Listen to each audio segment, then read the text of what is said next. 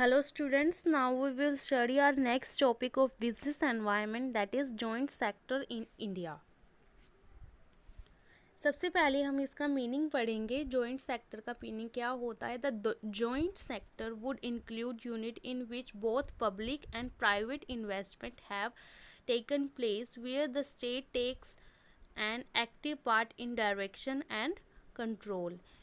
Joint sector वो sector होता है जिसमें पब्लिक और प्राइवेट इन्वेस्टमेंट दोनों होती हैं, और जो डायरेक्शन और कंट्रोल का वर्क होगा वो दोनों के ही हाथ में होगा। According to OJRD Tata, a joint sector enterprise is intended to form a partnership between the private sector and the government. जब गवर्नमेंट और प्राइवेट सेक्टर कोई पार्टनरशिप करके एक कोई बिजनेस शुरू करती है, या कोई बिजनेस में डायरेक्शन या कंट्रोल का वर्क करती है, या उसकी कैपिटल में इन दोनों का पार्ट होगा, तो उसको हम बोलते हैं joint sector. The basic idea underlying the concept is combination of joint ownership, joint control and professional management.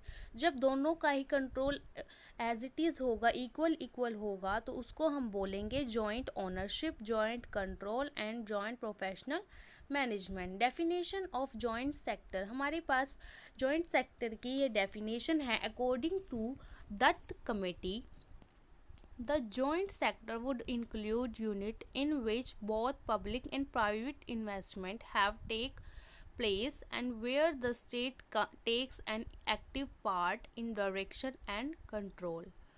कि जहाँ पर जो क्या होगी, पब्लिक और प्राइवेट इन्वेस्टमेंट दोनों ही होंगी, और जब डायरेक्शन और कंट्रोल का वर्क क्या होगा, एक्टिवली दोनों के हाथ में होगा, तो उसको हम बोलते हैं जॉइंट सेक्टर. कि वो दोनों जॉइंटली वर्क करेंगे डायरेक्शन और कंट्रोल में भी, तो उसको हम बोलते हैं joint sector.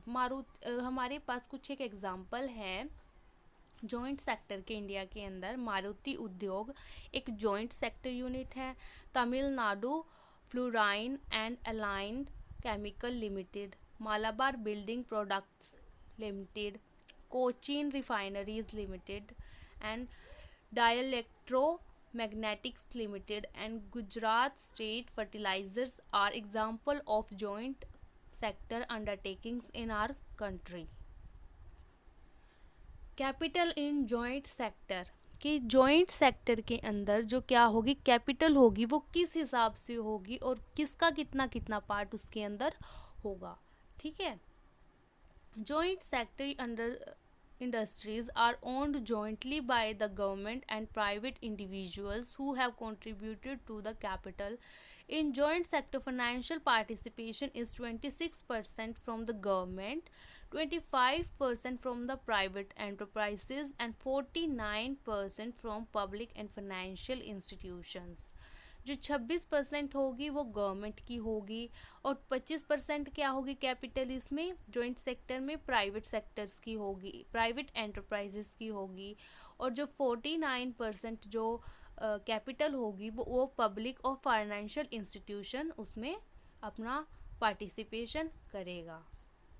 In case of a foreign collaboration और पार्टिसिपेशन विद डोमेस्टिक पार्टनर, अगर कोई फॉरेन कोलैबोरेशन है, कोई फॉरेन इन्वेस्टर है, अगर वो भी अपनी पार्टनरशिप उसमें रखना चाहता है, तो उसमें कैसे होगी. The share of government will be 25%, Indian business concern is 20%, foreign investor is 20% and public 35% in the paid up capital.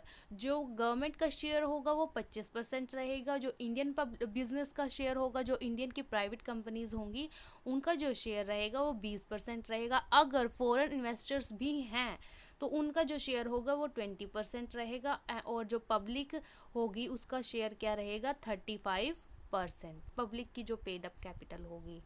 No single party can hold more than 25% of the share without the sanction of central government. कोई भी single party होगी तो उसका जो share होगा तो वो 25% से ज़्यादा नहीं हो सकता जब तक गवर्नमेंट उसको सैंक्शन नहीं करती. ठीक है. नेक्स्ट हमारे पास आता है different ways of forming joint sector. Joint sector को फॉर्म करने के लिए डिफरेंट जो वेज हैं वो कौन कौन सी हैं। सेंट्रल गवर्नमेंट, जो सेंट्रल गवर्नमेंट में setup new enterprises with private domestic partner और विद प्राइवेट फॉरेन पार्टनर। जो सेंट्रल गवर्नमेंट क्या होगी, वो कोई भी न्यू एंटरप्राइज या न्यू यूनिट या न्यू बिजनेस शुरू कर सकता है। किसके कोलैबोरेशन के साथ? प्राइवेट डोमेस्टिक पार्टनर, मतलब किसी भी प्राइवेट कंपनी के साथ या प्राइवेट जो पर्सन होगा उसके साथ, और विद प्राइवेट फॉरेनर पार्टनर, जो प्राइवेट फॉरेन का पार्टनर होगा। अगर कोई पर्सन है वो फॉरेनर है, एनआरआई है, और वो इन्वेस्ट करना चाहता है कैपिटल के अंदर एंटरप्राइज की, तो government plus domestic plus foreigner, जो अभी मैंने आपको पीछे बताया कि 25% गवर्नमेंट का हो सकता है, 20% आपका जो बिजनेस इंडियन बिजनेस हो सकता है, और 20% फॉरेन का। नेक्स्ट हमारे पास आता है स्टेट गवर्नमेंट। कोई भी स्टेट गवर्नमेंट में setup new enterprise with private domestic partner और विद प्राइवेट फॉरेन पार्टनर। कोई भी स्टेट गवर्नमेंट जो होगी वो भी क्या कर सकती है, कोई न्यू एंटरप्राइज या न्यू बिजनेस स्टार्ट कर सकती है with the collaboration of private domestic partner और प्राइवेट फॉरेन पार्टनर, मतलब प्राइवेट फर्म के साथ।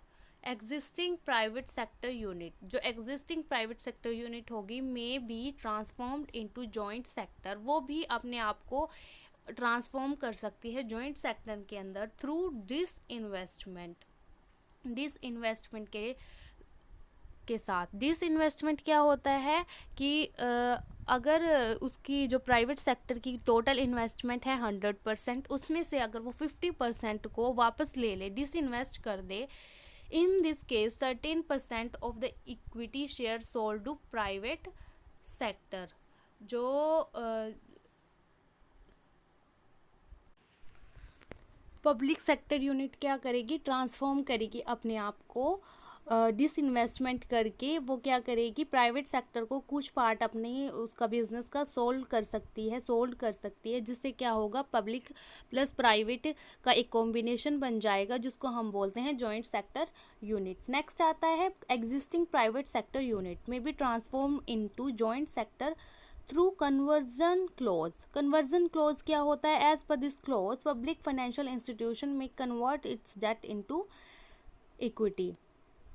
क्या होता है, कुछ प्राइवेट सेक्टर यूनिट्स होती हैं, उन्होंने गवर्नमेंट से कुछ लोन ले रखा होता है, कुछ डेट्स होते हैं उनके, तो उसको वो क्या करते हैं, उनको ना पे करके उनको इक्विटी शेयर इश्यू कर देते हैं ताकि वो भी उसमें पार्टनर बन जाएं। तो उससे क्या होगा, प्राइवेट प्लस पब्लिक का एक कॉम्बिनेशन बन जाएगा, जिसको हम बोलते हैं जॉइंट सेक्टर यूनिट।